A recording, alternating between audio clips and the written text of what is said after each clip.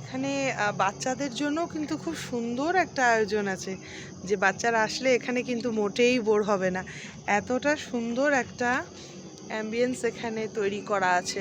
আর Chhota Bheem, Doraemon, Motu Patlu, কে নেই ওদের স্বাগত করার জন্য? সবাই রয়েছে এখানে। আর ওদের পছন্দ মতন লোকজন যদি এখানে থাকে, তাহলে বাচ্চাদের কেন ভালো লাগবে না? সত্যি আমি অনেকটা রাত্রি হয়ে গেছে এখানটা এসেছি।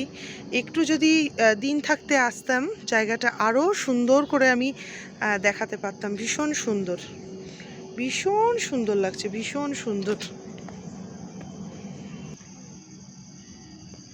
প্রতিটা গাছকে পুরো পরিচর্যা করে রাখা, যে পাথরেও গাছ হয় এখানে কিন্তু সেটাই দেখিয়েছে। পুরো পাথরের মধ্যে একটু একটু করে জায়গা আটকে নিয়ে মাটি দিয়ে তাতে এত বড় বড়